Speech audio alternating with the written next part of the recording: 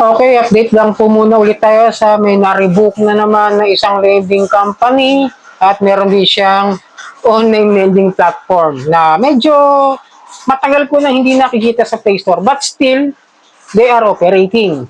Kahit wala sila sa Play Store, no? May mga taktika yung mga yan kung bakit kahit wala sa Play Store, kahit wala sa App Store, kahit wala sa mga app market, gagawa at gagawa ng paraan. Yung mga yan, na makapag-operate. At panoorin nyo sa video ito at tatalakayin natin kung ano ba yung mga dahilan at bakit pa rin sila nakakapag-operate kahit revoke na at kahit may mga issues pa. Bago lahat, maglalambing ako sa inyo na pakipollow po ang aking mga social media account ng Facebook, TikTok at ang aking YouTube. Pakilike na po kung nagustuhan nyo na tulungan kayo ng video ito. Pakishare na rin po para magkaroon ng mga update ang mga ibang mga may problema suliran nyo sa mga OLA na nahiraman nila at may issue sila.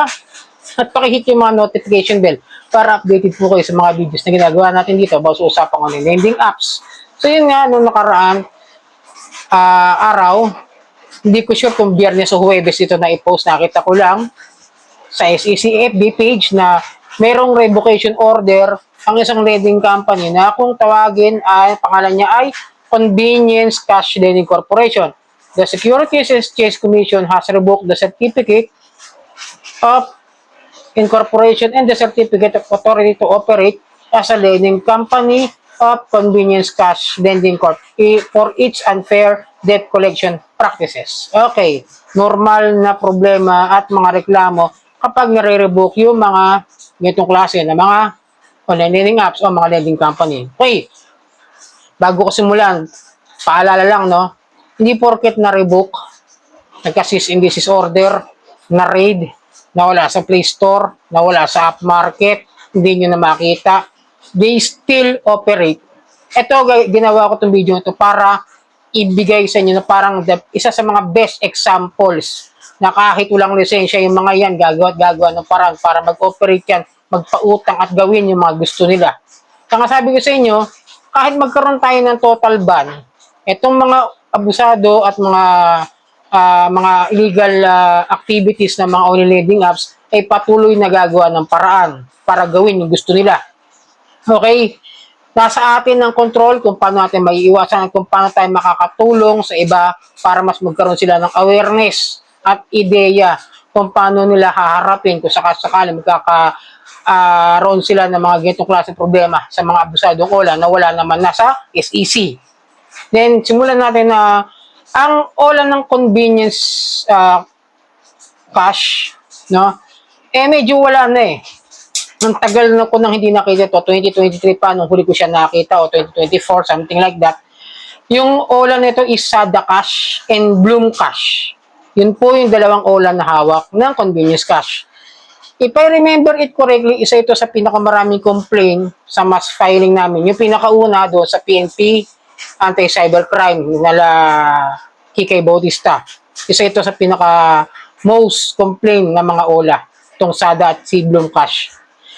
And then 2024, if I remember it correctly, first few months ng first quarter, alam ko may nagkaroon niya ng cease and desist order kasi sa dami nga ng complaint eh. Kasi ang file ng complaint dito is nakita ko parang 2023 pa yung mga complaint at ngayon lang nabigyan ng revocation order dahil nga kapag nabigyan ng cease and desist order yung mga online lending platform o yung mga lending companies, under investigation po yan. Sana maintindihan niyo po. No? Kaya hindi basta-basta yung papatanggal nyo. Gusto yun yung tanggalin. Wala naman po kayong formal complaint. Wala naman po kayong nirereklamo. Wala naman po kayong binibigay na pakikipag-ugnayan sa kanila kung totoo ba yung sinasabi nyo o hindi.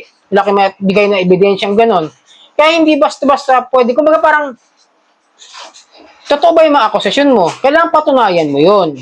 Ibibigay mo formal complaint, papagawa ka ng mga pidapit, papanotaryo mo yan, maraming due process na kailangang daanan, hindi yan basta parang instant noodles lang na magpapakulo ka lang ng tubig, lalagyan mo ng seasoning, at pwede mo nang kainin. Hindi po ganun yung proseso kapag tayo nagpapail ng complaint. Walang instant solution sa mga problema natin dito sa mga OLA. Walang pagtulog mo, pagising mo, wala na.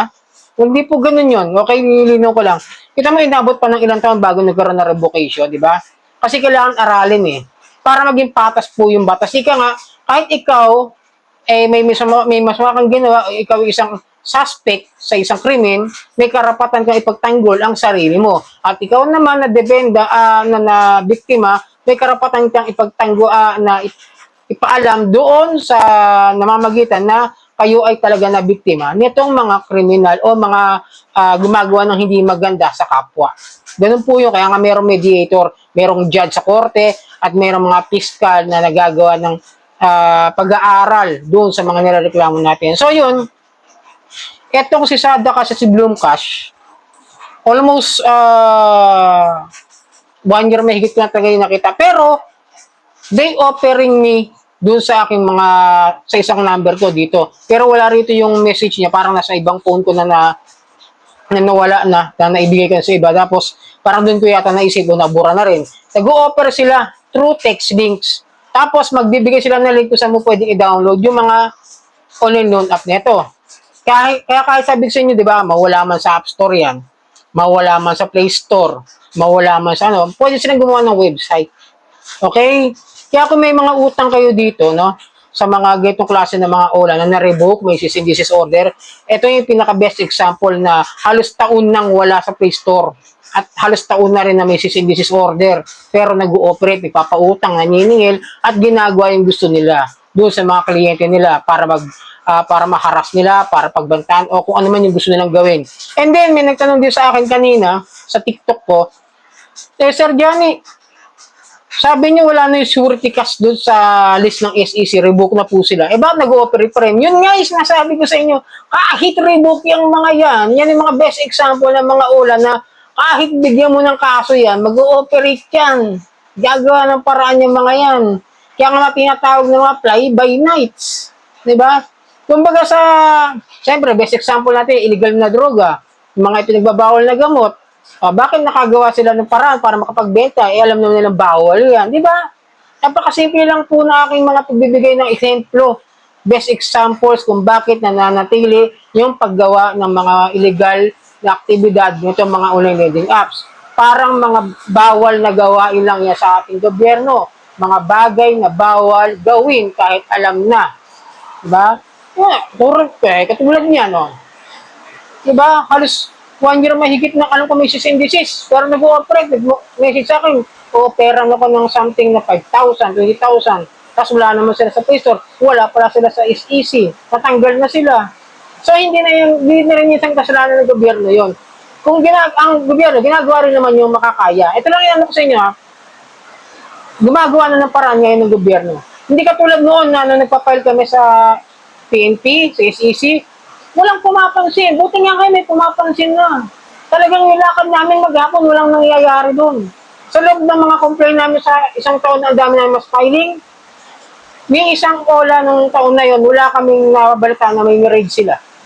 May raid man, pa isa. Hindi katulad nga, no? January, ano ngayon, tapos July, di ba? Sunod-sunod. May mga darating pang raids para ipasara. At ngayon, kung mararanasan nyo, nagkakaroon kayo ng problema dyan sa mga hindi na rehistradong OLA, you can file a formal complaint. Doon na kayo lumapit sa PAOK. Mas madali ang proseso, mas madali, at mas maganda yung kanilang pakikitungo doon sa mga complainant, at maganda talaga yung kanilang pamamaraan kung paano na maalagaan na husto yung mga complainant at kung paano nila i-handle yung mga stress ng mga biktima ng itong mga OLA na ito. So, sana nakatulong yung video ito. Tandaan nyo ha, yung OLA na na-revoke, Sada Cash at Bloom Cash ng Convenience Cash Lending Corporation. At pakilike na lang po kung nagustuhan nyo at nakatulong sa inyo, share nyo na rin at hit nyo yung notification bell para updated po kayo sa mga videos na ginagawa natin ito about sa usapang online lending apps. Maraming salamat.